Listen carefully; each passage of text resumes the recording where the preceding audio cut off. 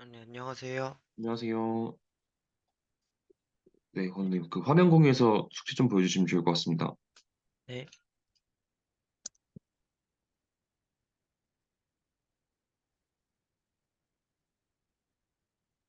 네, 저번 시간 숙제가, 네, CPU 코어 개수와 스레드의 연관관계.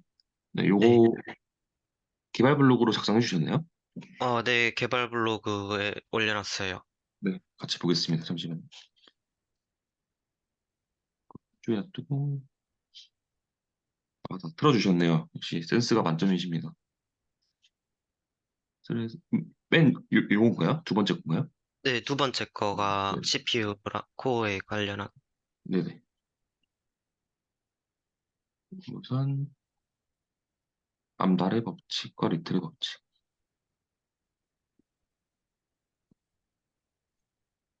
스레드와 프로세스 멀티스레드, 이건 전 개발 블록을 말씀하신 거죠? 지난번이랑. 네, 병렬치를 하여 데이터를 처리 시 장점이 있지만 시간을 줄인다. 그러니까 연산 시간인 거죠. 네. CPU가 실행하는 시간이 하나의 어플리케이션을 실행하는데 시간이 줄어들겠죠.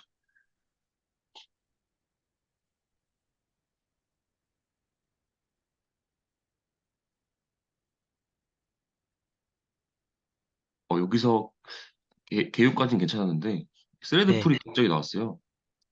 네. 이게 살짝 좀 어색하네요. 아, 네. 네. 네, 이런 거죠. 여기 뭐 말이지. 스레드는 이제 실행을 하는 건 알겠어요. 이 배경을 통해서. 근데 컴퓨터는 조금 더 효율적으로 메모리를 관리하기 위해서 스레드 풀이 있다. 그 다음에 스레드 풀에 대한 정의를 딱 내려가서 좋을 것 같아요. 네. 음. 그래서 스레드 풀이란 하나의 객체이며 데이터를 처리하기 위한 요청마다 스레드를 계속 생성하면 네, 정의가 정확하네요. 문제를 방지하기 위해서 미리 생성된 스레드 집합으로 관리하는 기법이다. 익스큐터 서버, 서비스에서 이제 여기 이제 스레드 풀을 요청하기 전에 혹시 Q라는 자료 구조 저랑 배웠었잖아요. 네. Q 자료 구조의 특징이 뭐였죠? 네, 선입 선출 구조로 돼 있어서 들어온 것이 먼저 호출되는 음, 구조로 돼 네, 있어요. 네, 맞습니다. 우리 어플리케이션한테 요청하기 전에 여기 있는 태스크들이 먼저 온 사람이 계속 약간 화장실 대기 순번이라고 생각하시면 돼요. 화장실도 꽉 차면은 이제 줄 서가지고 먼저 빚는 그 변기 칸으로 들어가잖아요. 네. 네. 이 스레드 풀이 어떻게 보면 그 화장실 개수라고 생각하시면 됩니다. 그 변기의 개수. 네. 네.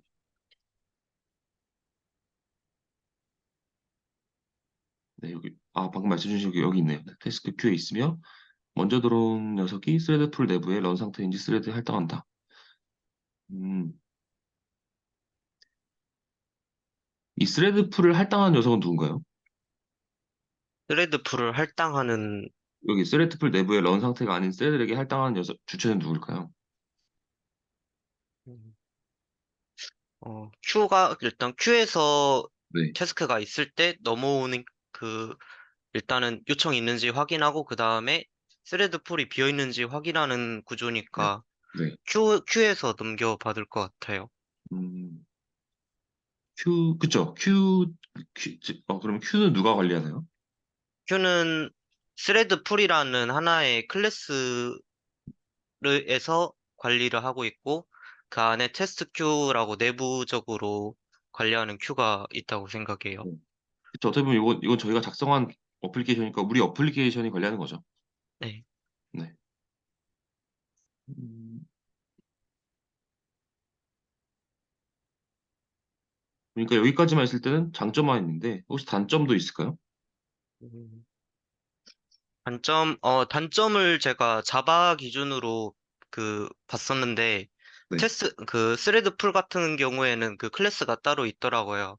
네, 그래서 거기에서 스레드 개수를 제한할 수 있는데, 아니, 네, 지정을 할 수 있는데, 근데 큐 같은 경우에는 그 개수를 지정을 하지 않더라고요, 따로. 네, 그래가지고, 그 큐에서 계속 요청이 들어오는 거를 그걸 계속 받아주니까, 네, 그 이게 이게 계속 쌓이다 보면 이것도 하나의 시스템 에러를 만들게 하는 그런 음, 구조더라고요. 네, 맞아요. 에러가 발생할 수 있다. 시스템 에러가. 네, 네. 여기다가 이제 스레드 풀의 단점도 작성해 주시면 좋을 것 같습니다. 네, 스레드, 스레드 풀 점 추가. 요 공식이 요것도 좀 약간 갑자기 나왔어요. 네, 네, 풀어 설명하면서 딱 나와야 되거든요. 자연스럽게. 네. 혹시 요 공식이 어떻게 성립되는지 설명해 줄 수 있나요? CPU 코어의 개수가 적정 스레드 개수가 일단은 그 한정적으로 네, 할 수 있는 게 맞는데, 근데, 그러니까 자기가 제한을 둘 수 있는데, 근데 이것도 리틀의 법칙이랑 암달의 법칙, 리틀의 법칙만 해가지고 추가해서 같이 엮어서 설명하는 게 네, 맞긴 한데, 이거를, 네, 음, 정확하게 풀어서는 잘 못할 네. 것 같아요.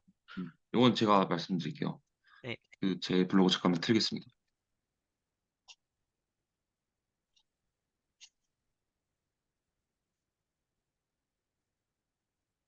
용어 및 정리였나?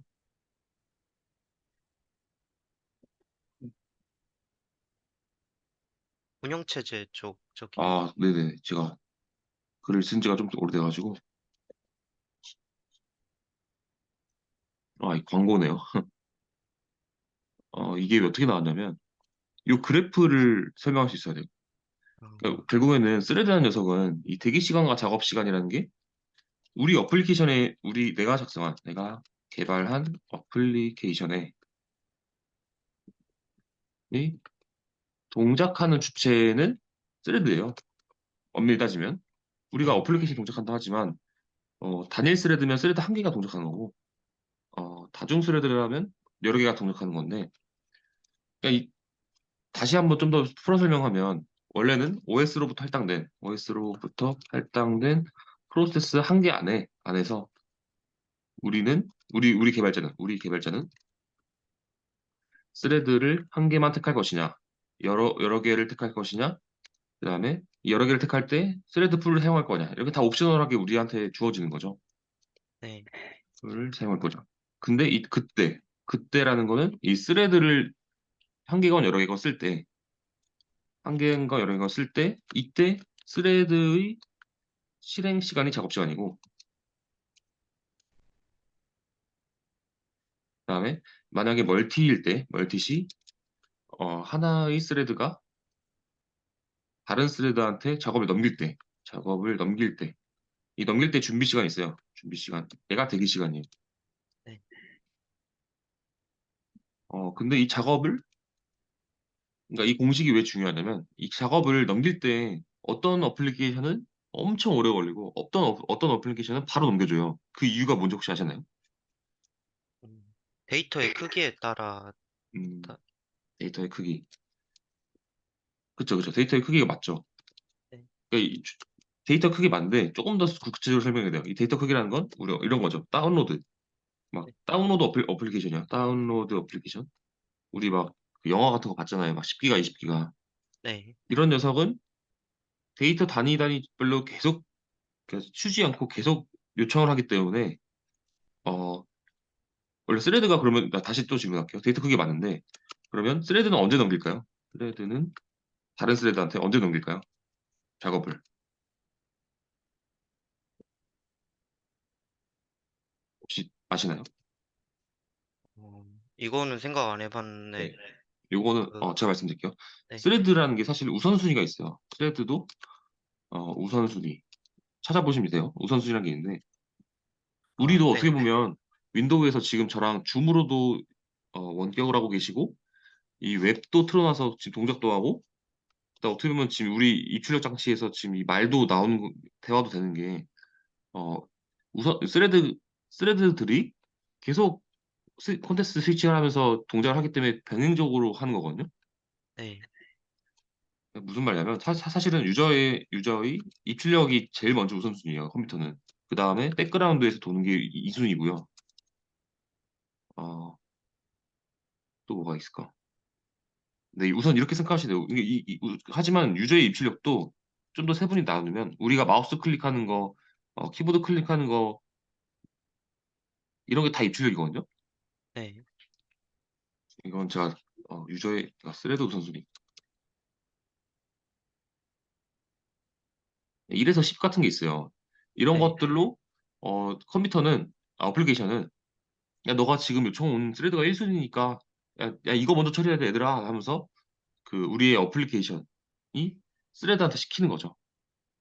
야 지금 네, 유저가 이거 급하게 취소하겠대.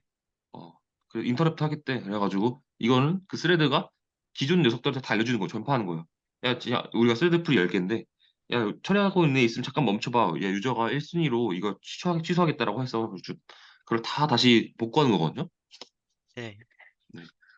그래서 어, 이 그러니까 우리는 항상 스레드가 CPU가 많다고 해서 스레드 많이 쓰는 게 아니라 이런 어플리케이션 엄청 큰 단위의 서비스라면 스레드가 적은 게 유리해요. 왜냐면 애들이 다 다시 롤백하는 시간이 더 길어지기 때문인 거죠. 그러니까 배보다 배꼽이 더 큰 상황이 되는 거죠. 네. 혹시 이해가 좀 되시나요? 그러면 언제 스레드가 많으면 좋을까? 작업이 적을 때. 작업이 적을 때라는 게 언제냐면 정확히 말하면 작업이 단위가 적을 때죠. 저렇게 다운로드하는 게 아니라 순간순간적으로 처리할 것만 있는 거. 순간순간적이라는 건 뭐 채팅, 그다음에 어, 또 뭐가 있을까요?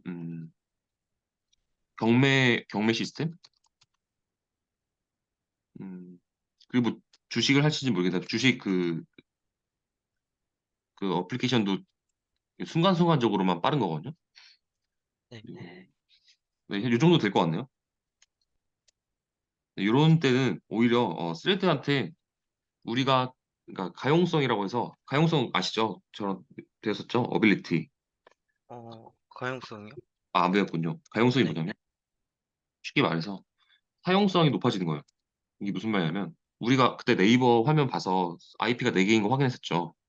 네, 네이버 유저 입장에서는 서버가 한 대만 있는 게 아니라 4대이라서 다른 사람이 이 4대 중에 한 대를 쓴다고 하더라도 우리는 3대를 쓸 수 있어요.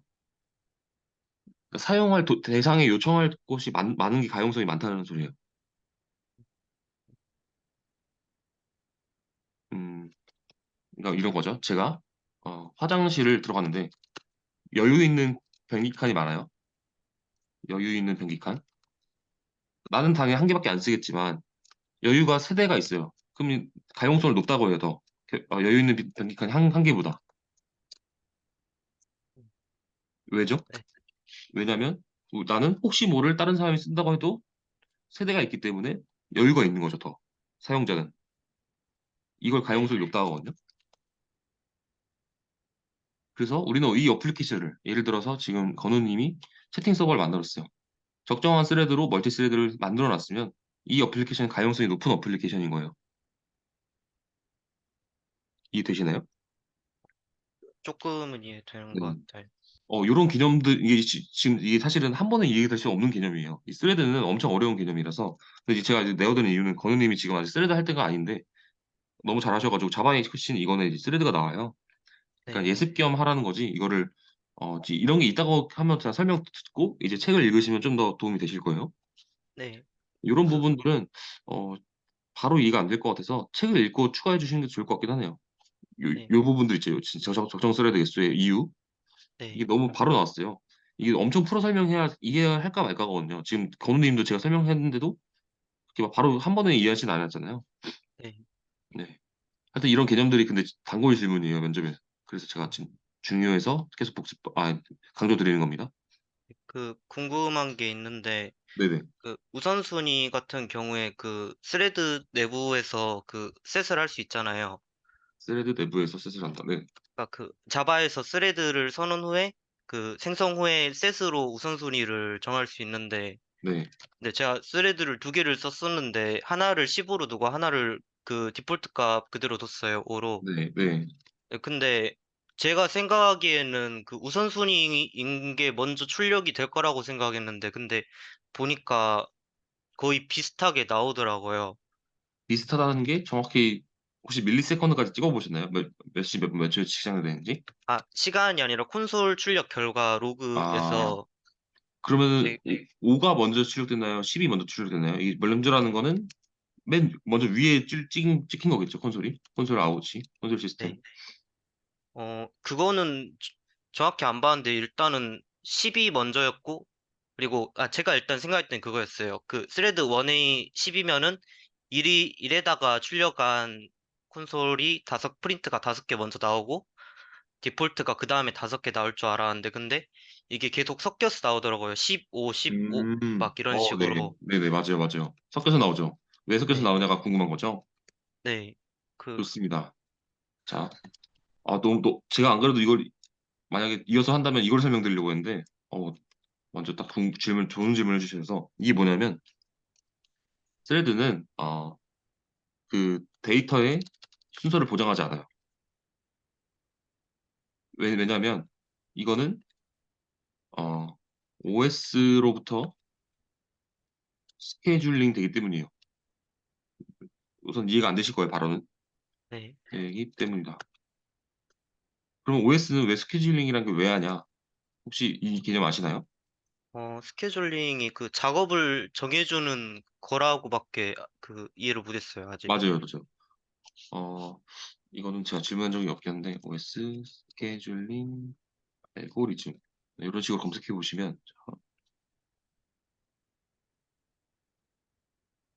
운영체제는 뭔지 아시죠?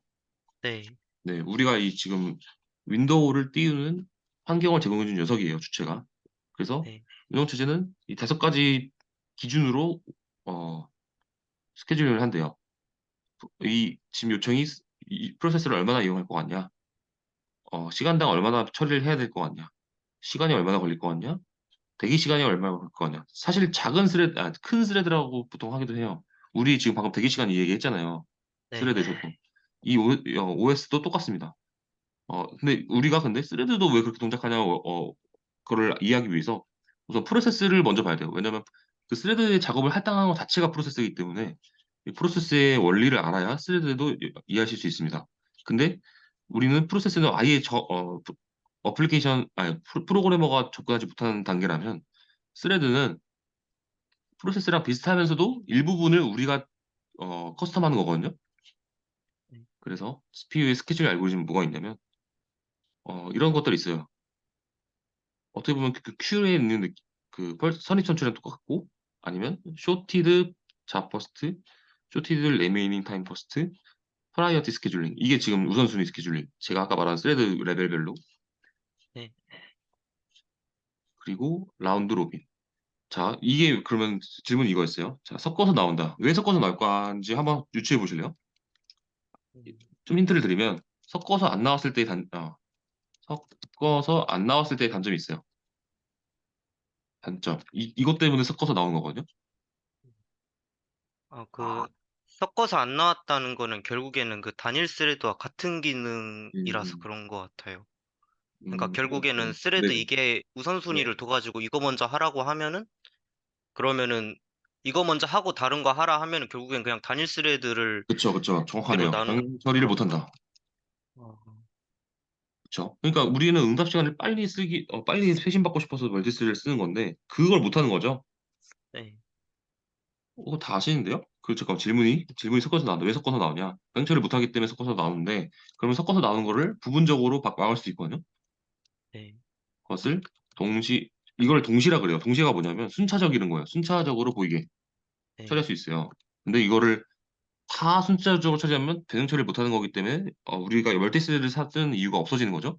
그렇지만 부분적으로 순차할 수 있거든요. 이 개념이 중요합니다. 부분적으로 순차한다. 우리가 모든 데이터를 다 일일이 하나하나씩 순서를 저장할 필요 없는데 중요한 것들이 있죠. 보통 우리가 토스에서 입금을 계좌한다거나 내가 아직 계좌를 넣지도 않았는데 송금 보내면 안 되잖아요. 네, 네, 그런 돈 단위, 그러니까 유저의 데이터를 순서를 보장해야 될 경우들이 있어요. 그때만 부분 순차적으로 실제 개발을 합니다. 이 개념이 안에서는 스레드 세이프하다는 개념이에요. 이 스레드 세이프하다 혹시 들어보셨어요? 네, 스트링 버퍼랑 빌더 이런 오, 차이 이런 맞아요, 거나 맞아요. 거기서도 이제 그 라이브러리에서도 이제 스레드 세이프하게끔 부분적으로 채용한 거거든요. 네, 이거는 내 숙제를 하는 게 낫겠네요. 이게 좀 한 번에 할 개념이 아니라서 스레드 세이프가 무엇이고 어, 스레드가 순 멀티 스레드 상황에서 언제 필요한지 멀티 스레드 상황에서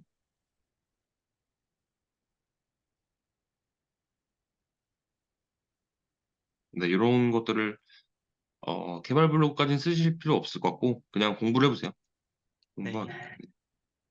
네, 좋은 질문입니다. 그래서 이어서 마무리를 하자면 이 스레드 세이프하게끔 만드는 방법이 이제 락이라는 키워드로 어, 하나의 스레드가 그 공유 자원에 접근하고 있을 때 다른 스레드가 접근하지 못하게 막아주는 키워드예요. 근데 네, 여기서 이제 단점은 기다리는 거죠. 다른 스레드가 그 자원을 다 쓰고 반납할 리소스를 반납하기 전까지 다 기다리기 때문에 어플리케이션의 응답 속도는 느려져요. 근데 이거 외에도 단점들이 또 있거든요. 그래서 제가 지금 한두 개가 아니라서 수치를 내어드린 거예요. 네. 네. 방법은 락이에요. 여기까지만 힌트를 드릴게요. 원래 안 드리려고 했는데. 네. 여기까지가 숙제고, 마저 다시 피드백 드릴게요.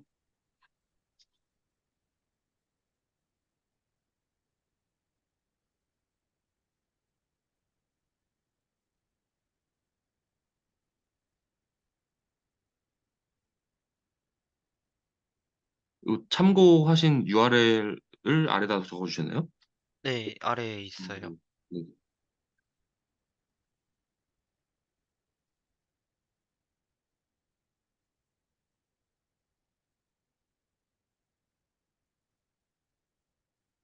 이게, 공식은 약간 정의별로 설명해 주신 것 같은데, 예시가 조금 부족하거든요?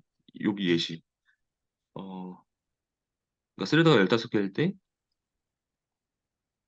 이게 람다가 0.066이 처리 요청 시간. 네. 그래서 적정 스레드 개수를 이렇게 산출했다.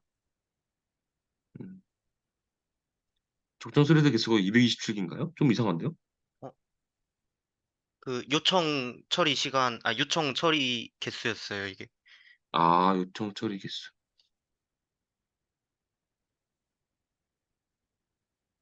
그러니까 평균적으로 동시에 처리할 수 있는 스레드가 15개고 시간이 아, 66이면은 동시에 처리된 요청의 개수. 네, 제가 헷갈렸네. 스레드 개수가 아니라, 네. 네,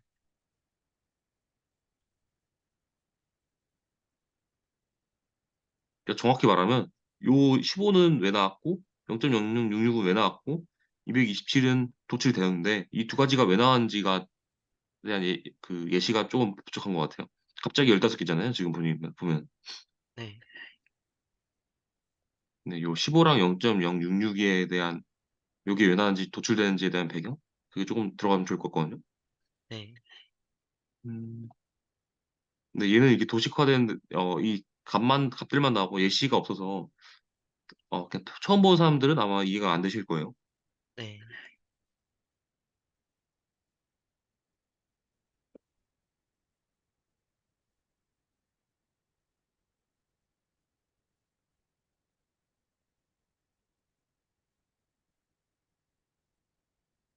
네, 맞아요. 이 효율적이란 관리를 이렇게 하겠다는 말보다는, 다음 개발 블로그에서는, 멀티스레드 상황에서, 스레드 세이프한 녀석이 뭔지, 이어서 작성하겠습니다라고 쓰시는 게 더 좋아요. 그게 더 구체적이죠.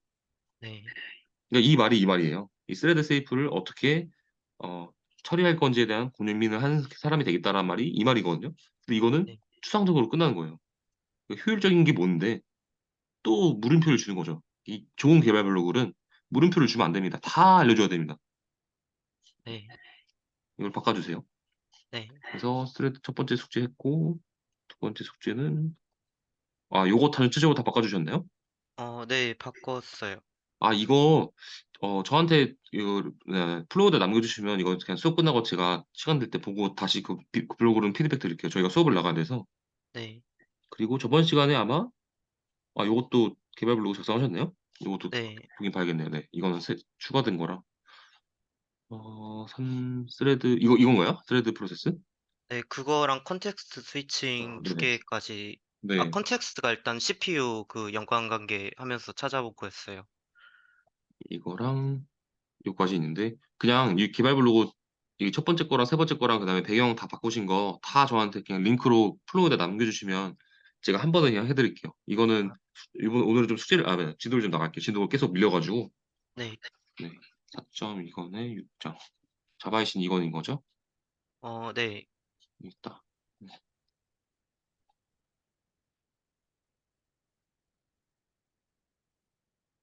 저희가 1권에서 13장 할 차례였어요. 그죠, 그죠, 네, 3장.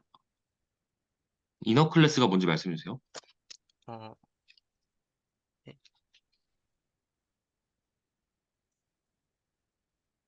이너 클래스란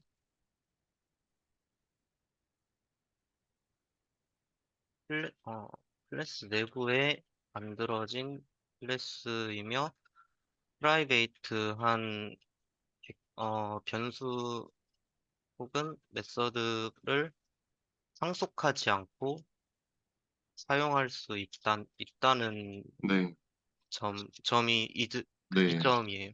맞아요. 그러면 프라이빗하게 왜 써야 될까요? 프라이빗, 아이고, 영어 많지는 프라이베이트하게 사용해야 하는 이유.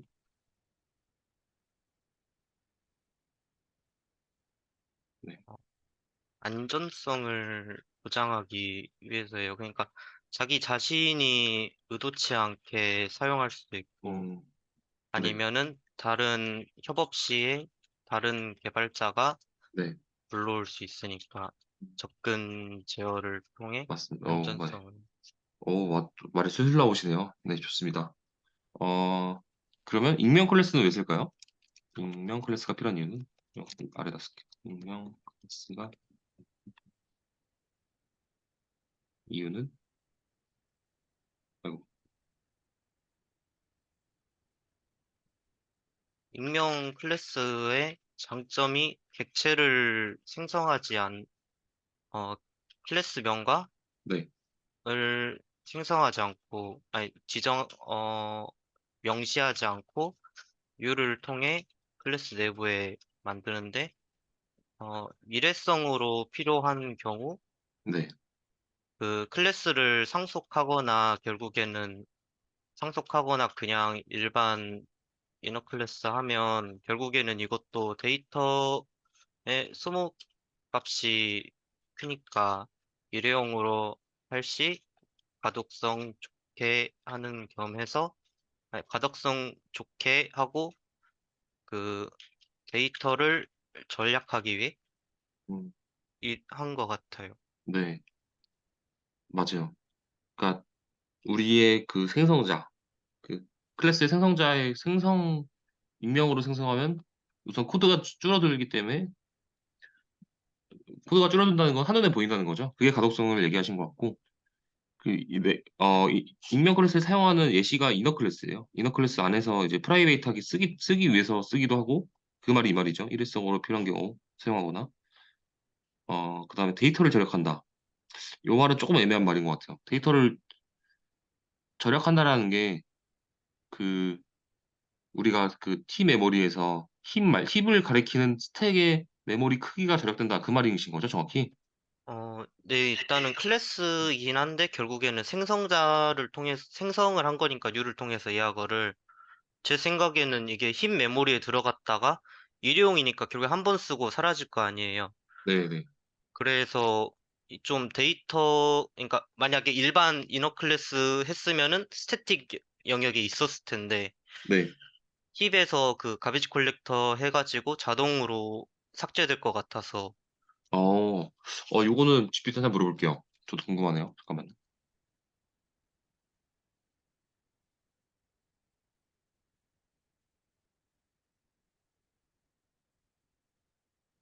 자, 자바 영어 좀 바꾸겠습니다.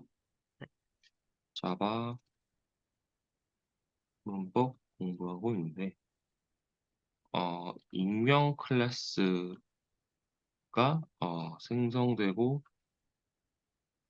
소멸될 때 자바 T 메모리에서 어, 동작 원리 설명해줘. 문법이라기보다는 공부하고 있는데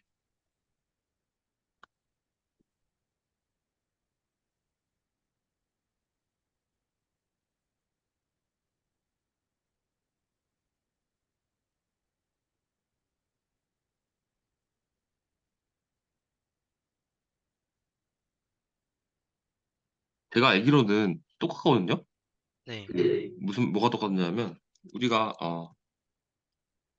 뭐죠? 클래스 뭐 강아지 할게요. 카 클래스의 A는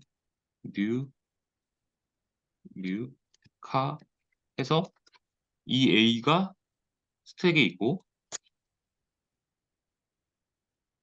그러니까 이 변수 스택이고 실제 객체를 어 객체를 객체는 힙에 저장되고 그래서 이 A라는 변수는 힙에 실제 객체를 가지고 있는 포인터 변수. 포인터라는 거는 가리키는 참조 네, 변수죠.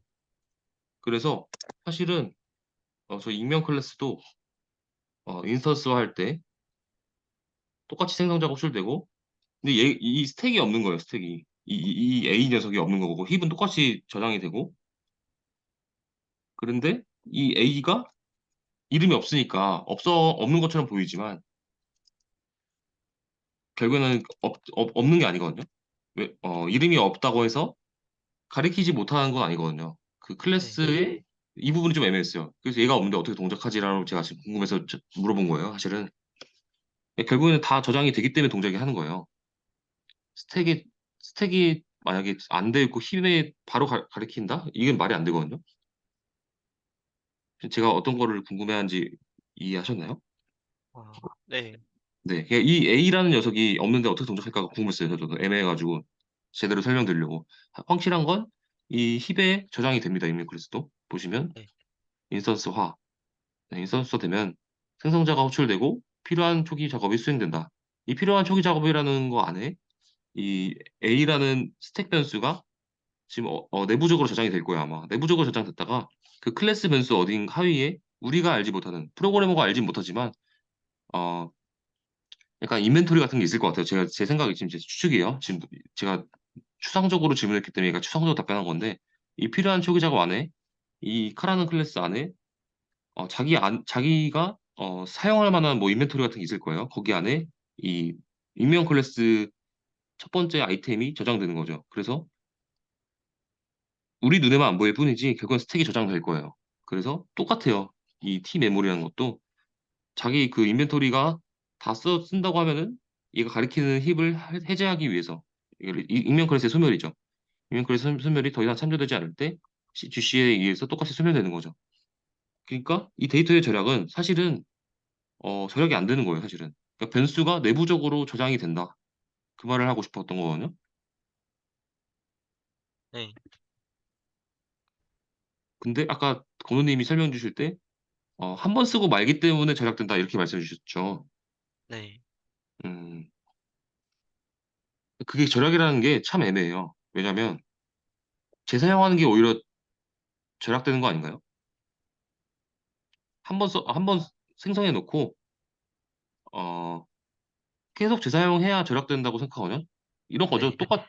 내가 꽉티슈 하나 사가지고 어, 한 번에 다 쓰는 게 아니라 필요할 때마다 조금씩 꺼내 쓰는 게 절약인데 내가 쓸 때마다 호출하고 생성해 놓고서 한 번만에 다 소멸한다. 이게 절약인가요? 절약이 아니죠. 네, 그래서 제가 이걸 지금 짚고 넘어가려고 한 거였어요. 절약이 아니다. 그러니까 이례적으로 설명을 하기 때문에 장점은 어, 그 상태 관리를 저장하지 않아도 되는 장점이 있긴 해요. 그렇지만 데이터 절약은 아닌 것 같아가지고 지금 네, 다 이걸 설명드리려고요. 네, 이해하셨죠? 네, 그래서 개발 블로글이 네, 보다 말았죠. 아, 이건 보지 말기로 했죠. 네. 네, 자바이 지나고 됐죠. 헷갈립니다. 그래서 네, 익명 클래스에 대해서 알아봤습니다. 네, 그리고 예외. 아, 이거 너무 중요합니다. 지금 이거는 거의 그 면접 때문에 중요한 게 아니라 그냥 개발 시에 제일 중요한 내용이에요. 예외랑 에러.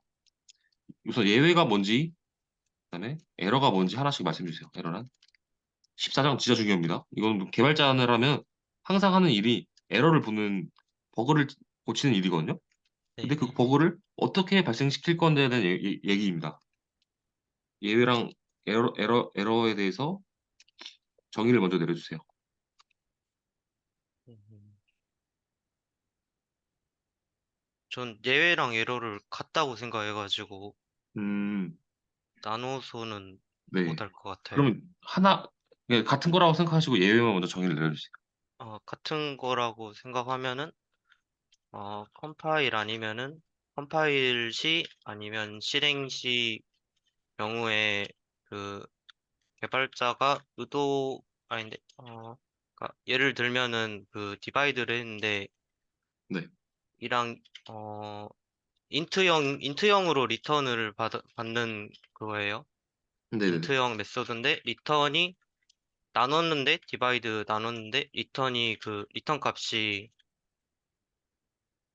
그 이게 음수인 거예요. 네. 네. 더블형으로 네네. 이런 경우에 그 컴파일 에러 같은 게 나잖아요. 아니면은 네. 네. 그 배열 같은 경우에 그 네 개의 크기의 배열을 가지고 있는데 다섯 번째로 호출하거나 네. 그 이게 그 컴파일 에러 이거고 예외를 뭐라 해야 될지 음. 모르겠어요. 네, 우선 잠시만요. 이거 너무 중요해가지고 숙제로 하겠습니다. 네, 예외랑 예외 vs 우선 정답부터 말씀드리면 다릅니다. 이 두 가지의 정의 차이, 어, 사용법 정의랑 이제 예외를 처리하는 사용법에 대해서 개발 블로그를 작성해 주세요. 네, 아, 그리고 그 아까 전에 그 배경 과정, 결과, 느낀 점 바꾸신 개발 블로그를 플로우에다 남겨주세요. 네, 결과, 느낀 점. 요 순서대로 바꾸신 개발 블로그를 들과 플러스 아까 전에 두 개 아까 보던 거. 그 요거랑 요거 두 개를 저한테 플로우에다가 그 피드백 요청을 해주세요. 네? 네, 어, 피드백 요청. 그래서 이어서 말하자면은 제가 우선 간략하게 말씀드릴게요. 예외는 둘 다 에러긴 해요. 쉽게 말해서. 근데 에러 안에 종류를 굳이 나누자면 우리가 처리할 수 있는 에러가 있고 처리할 수 없는 에러가 있어요. 처리할 수 있는 에러가 예외입니다. 어, 네, 처리할 수 없는 건 뭐냐? 갑자기 전원이 차단된다거나 우리가 어플리케이션 단으로 처리할 수 없는 것들이 있어요. 전원이 차단된다거나 네트워크 갑자기 그 인터넷 와이파이가 끊겨가지고 통신을 못한다거나 이런 건 우리가 처리할 수 없어요. 그렇지만 전원이 계속 있고 인터넷 선도 계속 있는데 우리 어플리케이션 단에서 이런 내용 이건 지금 어, D 나누기 D는 그 뭐였죠? 전문 용어가 있었는데 언더플로우였나? 잠시만 이 나누기 자바 런타임 나누셈 뭐 이렇게 지금 나오나?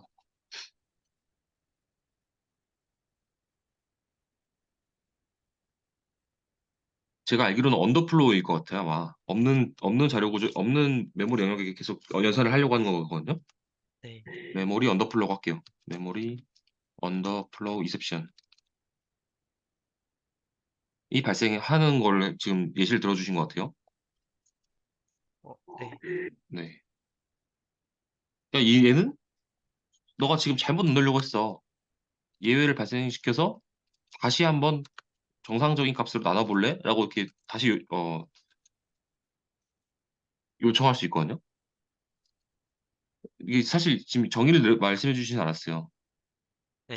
이거는 지금 예외가 언제 발생되는지에 대한 그 실행 조건이죠.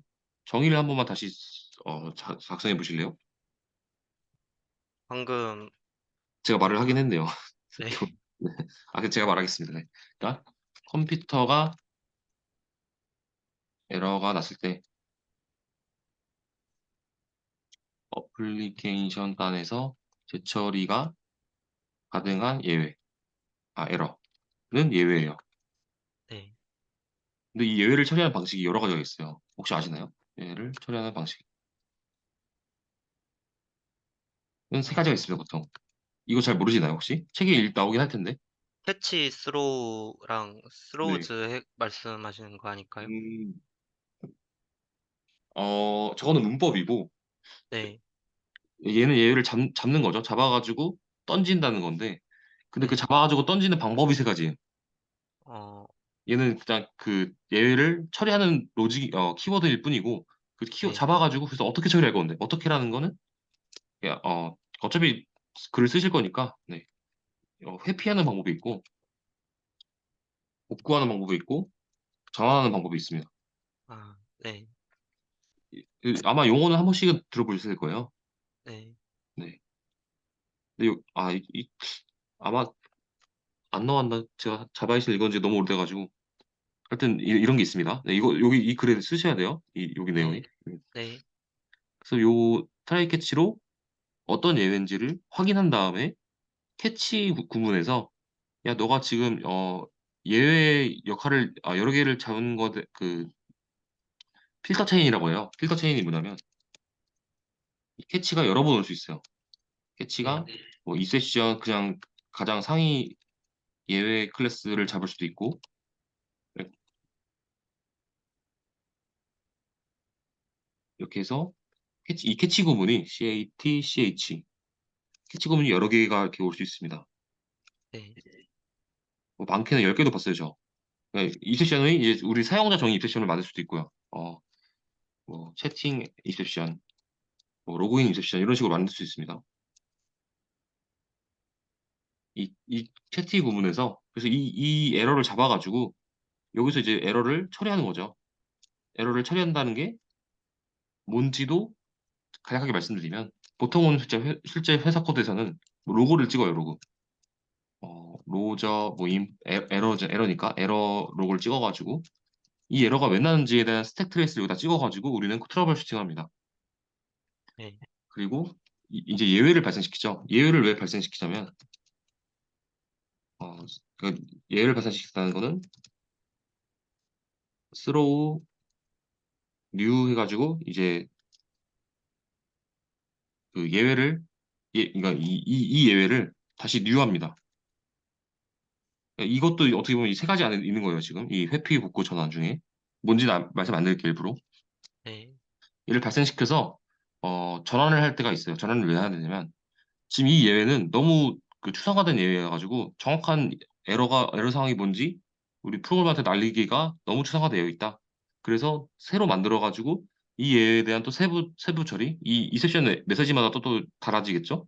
지금 너가 이 언더플로우야를 알기 위해 좀 더 세세하게 알려주기 위한 생성입니다. 아직은 다 이해 안 되실 거라고 생각해요.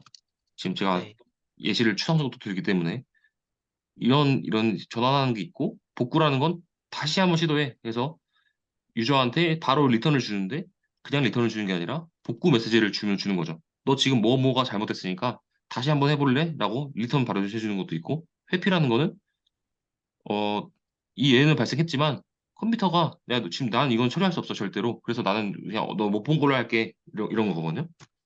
네, 네. 이런 게 있습니다. 네. 여기 있네요. 자바랭 스로어블로 생성하는 거예요. 발생하다. 스로어블. 지금 제가 이 예외 처리 전략 세 가지를 말씀드린 거예요. 네, 네. 15장 가겠습니다. 예, 어노테이션은 뭔가요? 우선 어노테이션부터 말씀드리면 얘는 자바에서도 제공해주지만 우리가 스프링 이제 배울 거예요. 스프링 네, 책에서 배울 거기 때문에 그냥 간략하게만 아셔도 돼요. 어, 네,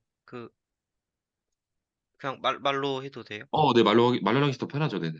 아, 네. 그 어노테이션 같은 경우에는 개발자가 컴파일러한테 그 알려주는 용도를 컴파일러한테 알려주거나 아니면은 그 컴파일러한테 이거 먼저 실행 그 전처리를 해달라 하려고 네. 만드는 문구 음, 같아요. 맞아요. 쉽게 말해서 특별한 주석입니다. 특별한 주석. 원래 주석이라는 거는 다 무시하는 거고 개발자한테만 그냥 그 뭐라 그러죠? 개발자한테만 그냥 참조하라고 나온 글자인데 실제 어플리케이션한테 영향을 주는 주석이죠, 얘는. 네. 그렇게만 아시면 됩니다, 여기서는. 이제 스프링 책에서 주구장창 볼 거기 때문에 16장.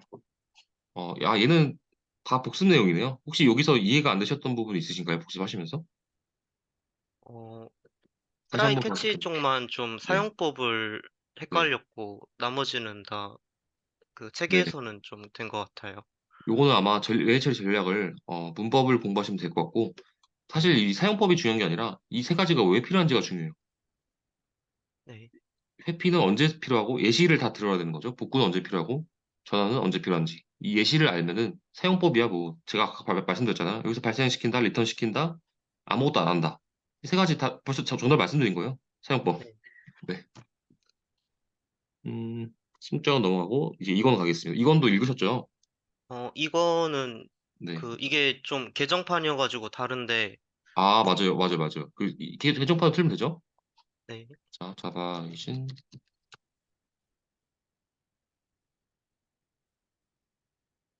이게 아마 13년도가 옛날 거고 이 17년도 얘가 개정판인 걸 알고 있어요. 네. 이거를 헷갈리니까 여기다가 해놓겠습니다. 거기다. 근데 왜 카테고리가 안 보이지? 잠시만요. 여기 있다.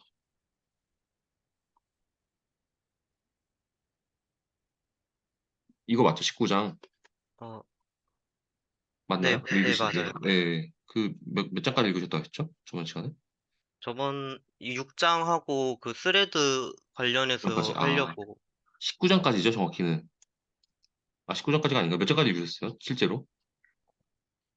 저기 22장 리스트 쪽이랑 네. 25장 읽었어요. 23장, 24장은 안 읽고 아, 아, 어, 19장도 읽으셨어요?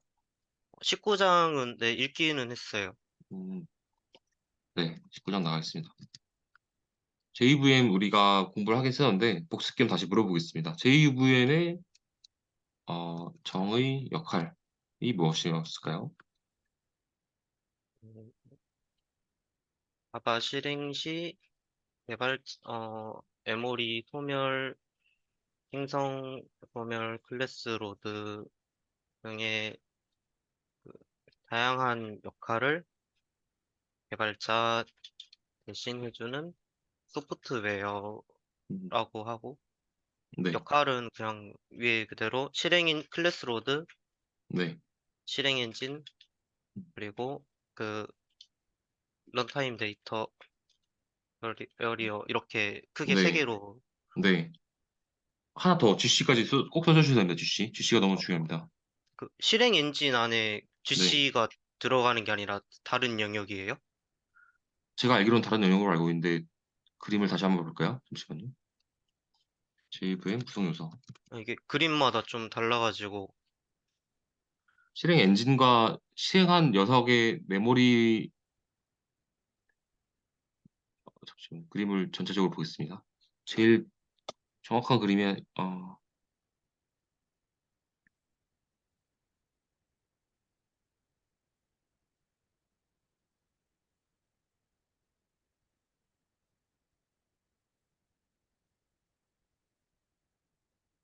이걸 볼 수 있는 거죠.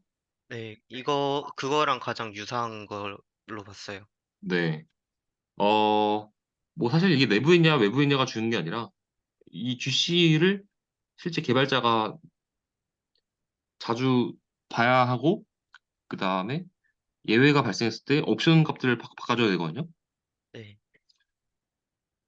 실행 엔진 이거 설명하실 때 이렇게 설명하도 되긴 하겠네요. 네, 클래스 로더, 실행 엔진, 어, 런타임 에어리어. 네, 맞네요. 이 세 개.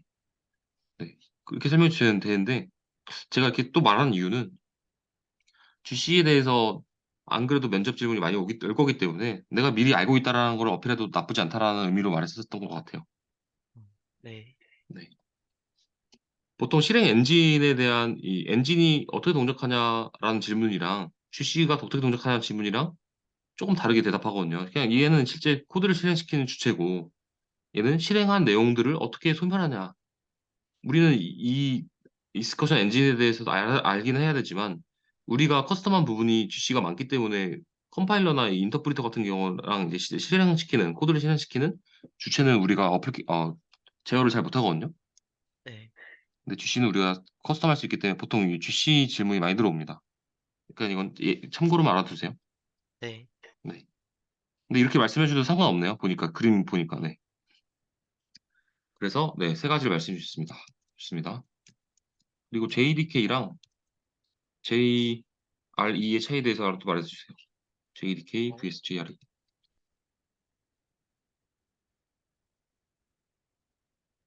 이게 JDK는 자바 실행 도구, 개발 도구, 그리고 JRE는 자바 실행 엔진인데, 자바 개발 도구 안에 엔진 플러스 그 오가 들어갔었는데, 이게 음, 프레임워크였나? 아닌데, 프레임워크. 그 API였나? 그런 게 추가된 네. 게 개발 도구였던 것 같아요.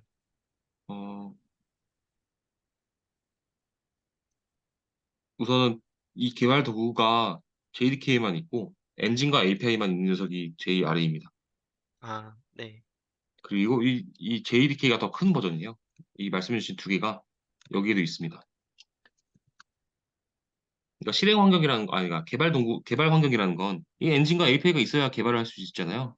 네, 그 그러니까 쉽게 말해서 그 주방 도구들이 있어야 음식을 하기 편하잖아요. 이 주방 네, 도구들에 생각하시면 되고 얘는 진짜 화덕이랑 얘는 그냥 화덕인 거죠, 화덕. 불이랑 물이 나오는 거. 네. 네, 그리고 실행 엔진도 불과 물이 나와야 우리가 음식을 다 만든 상황에서도 데울 수 있죠. 네. 네, 그런 식으로 이해하시면 될 것 같습니다. 그리고 GC의 동작 원리를 간단하게라도 말해주시면 좋거든요. GC의 동작 원리 아시나요, 혹시? 슈시의 동작 원리는 네. 잘 모르겠어요. 이것도 음, 그 설명 같은 거 보면은 네. 그 아, 개발자가 알 수 없이 막 컴파일러 내에서 해준다 이런 게 많아가지고 아, 본 적은 있으시긴 하시나 보네요. 잠깐 그 맨 처음에 시작할 때 봤어요. 그 네. 소멸자가 없어가지고. 음, 네, 요거는 저랑 같이 공부하시면 좋을 것 같아요. GC란, 자, 어, 너무, 조, 잠시만, 제가 썼을 때도 있을 거예요. 잠깐만요. 음,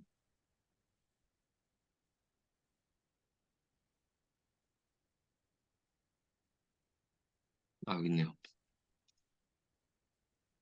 우선, 어, 디폴트 GC, 그러니까 GC도 종류가 되게 많아요.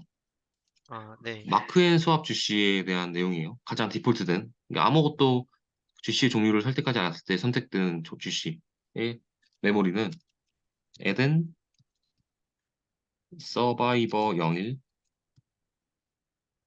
올드, 그다음에 힙이 아니라 저기 뭐죠? 메타 스페이스였나? 네, 메타 스페이스가 있어요. 이 그림을 아셔야 돼요. 아, 네, 찍어 놓을게요. 그렇죠.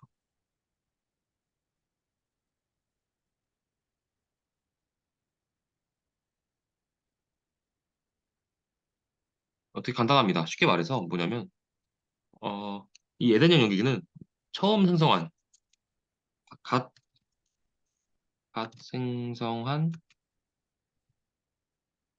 변수들 있잖아요. 아까 카A 요 문법 그래서 뉴 했잖아요. 네, 요 녀석이 에덴에 올라갑니다. 그리고 서바이버에는 실제 이 GC가 한 바퀴를 돌아요. 한 바퀴 돈다는 건 이 어플리케이션이 가진 메모리 공간을 다 한 번씩 확인한다는 거예요. 네, 근데 이 A가 널이 아니라 계속 가지고 있어. 그러면 얘가 아직 살아있다라는 의미에서 서바이벌 0이 넣습니다. 에덴에서. 네, 그리고 또 계속 어플리케이션이 계속 돌겠죠. 또 돈다는 거는 GC가 한 바퀴 더 돈다는 거예요.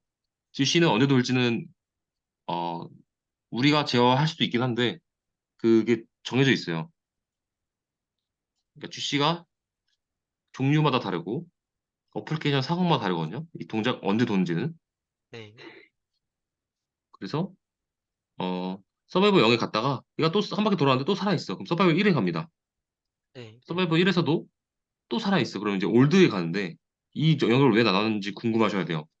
그 서바이버 0이랑 올드랑 왜 나눴을까?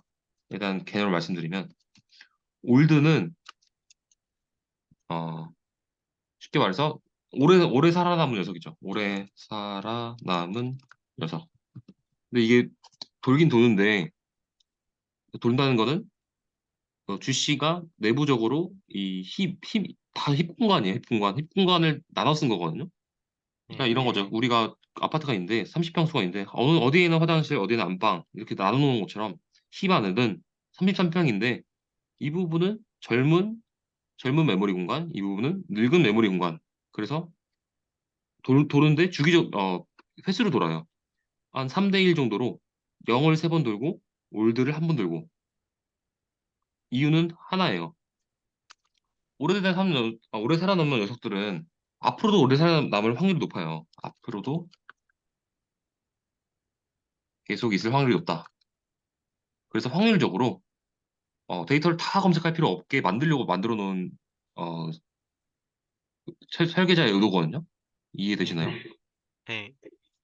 근데 여기서 또 강조하고 싶은 건 돌 때에 어플리케이션한테 영향을 주는 녀석이 있어요. 그러니까 돈- 어, 주씨가 메모 메모리 공간을 탐색할 때 올드는 올드에 탐색하면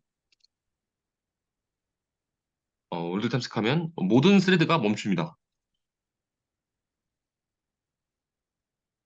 왜냐하면 그 모든 스레드가 동작하는 메모리가 다 올드에 들어가 있기 때문이에요. 이 멈춘다는 개념이 혹시 어떤 개념인지 아시나요? 이게 눈에 보이지 않게 빠르게 멈췄다 하는 그거 절차적으로 한다는, 음, 정확히는 블락킹 된다는 소리입니다. 우리가 블락에 대해서 아직 안 배웠죠.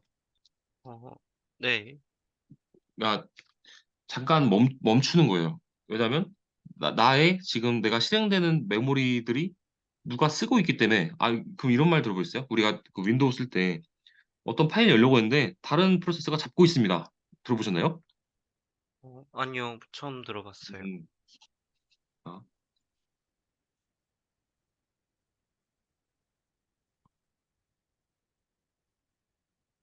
있으면 나오려나? 파일을 열거나 쓸 때, 이거, 현재 사용 중입니다. 모두 닫고 사용해주세요. 이거 보이셨나요? 이거 봤어요. 네. 이거에 똑같아요. 자, 주씨가 올드 영역을 탐색할 때, 우리가 실행되는 스레드는 멈춥니다. 왜냐하면, 지금 모두 닫고 사용하라는 말이 블락킹 됐다는 소리예요. 같은 의미입니다. 네, 그러니까 올드 영역을 다 주씨가 세세히 갈 때 멈추기 때문에 우리는 올드를 최대한 적게 가야 돼요. 왜냐면 우리는 사용자한테 어플리케이션을 제대로 그러니까 눈에 안 보이지만 정상적인 서비스를 실시간으로 해야 되는데 그 횟수를 최대한 적게 해야 되기 때문입니다. 네. 네. 그래서 이런 영역도 나눠놨고, 그 메타 스페이스에는 뭐가 들어있는지는 제가 지금 까먹었는데, 이거까지 설명드릴게요. 네. 이게 중요하지 않았던 것 같아요. 얘는 간단히 말해서 자바의 클래스 로드한 클래스 메타데이터. 그러니까 이 링크 역할인 거죠. 링크 역할. 이 올드랑 0의 주씨가 돌 때 메타스페이스를 참조해요. 왜냐면 그러니까 클래스 로더가 클래스 변수들을 링크해서 실제 생성할 텐데 얘를 참조해야만 찾아 들어갈 수 있습니다. 네, 예, 그렇게까지만 이해하시고 그래서 이런 GC가 동작을 이렇게 하는 거예요. 에덴 영역 갔다가 서바이벌 갔다가 올드 가는데 결국엔 다 객체가 널인지 확인해서 널이라면 시간마다 돌아가지고 다 해제를 하는 건데 그 해제하는 횟수가 서바이벌이랑 올드라는 개념을 나눠놔서 이 올드에 가는 거는 어플리케이션이 멈추기 때문에 최대한 적게 들어가게 해서 횟수를 줄이기 위해서 이 개념을 세워놓은 겁니다. 이해하셨나요? 네, 네. 이런 동작을 아셔야 돼요. 네. 네. 자, 네, 자바랭까지만 오늘 나가겠습니다. 자바랭이 뭐죠? 자바랭이란?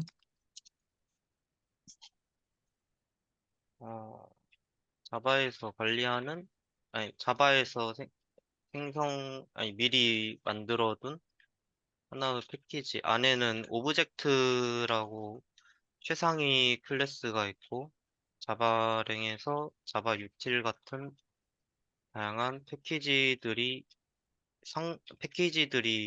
상속 확장하여 하는, 음, 하는 최상위 패키지라고 네. 생각해요. 그 패키지의 실제적인 명칭도 말씀해 주실 수 있나요? 되게 여러 가지 있었죠. 실제적인 패키지가 정확히, 아, 그 스트링도 있고, 네, 스레드도 있고, 네.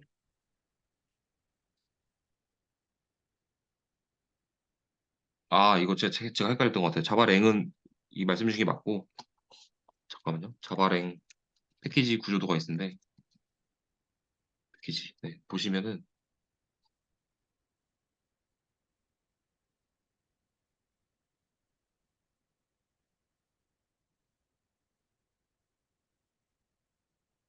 여기 있다.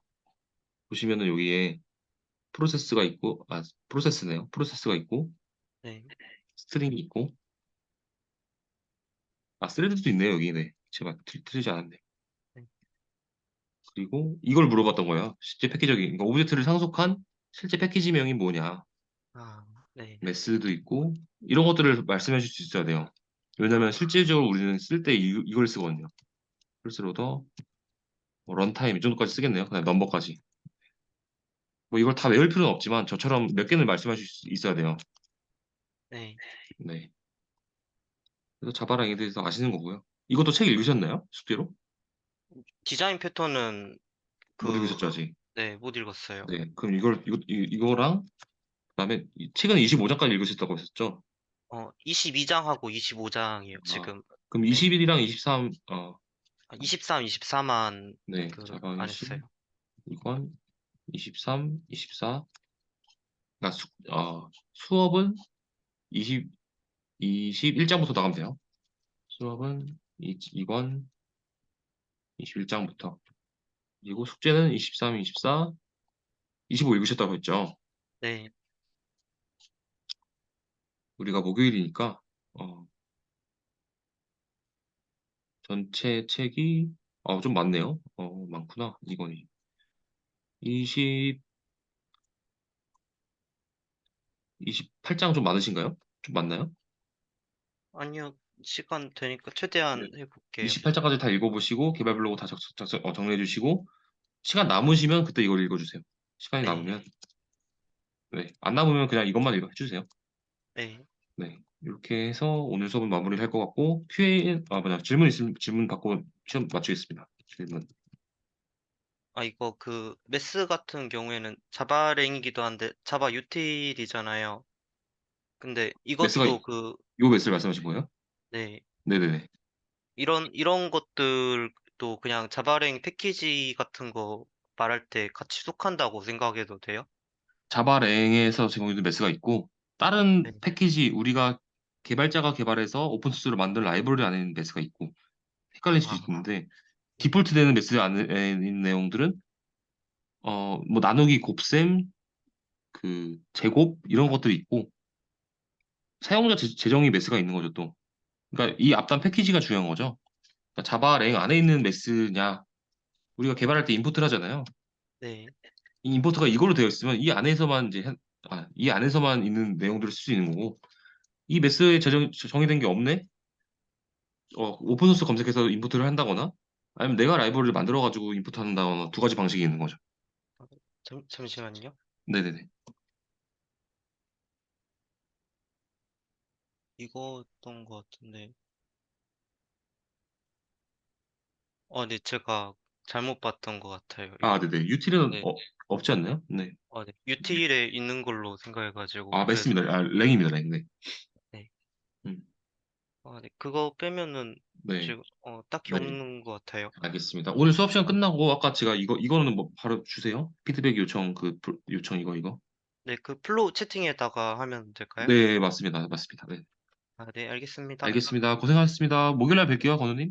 네, 네, 고생하셨습니다. 네, 고생하셨습니다. 네.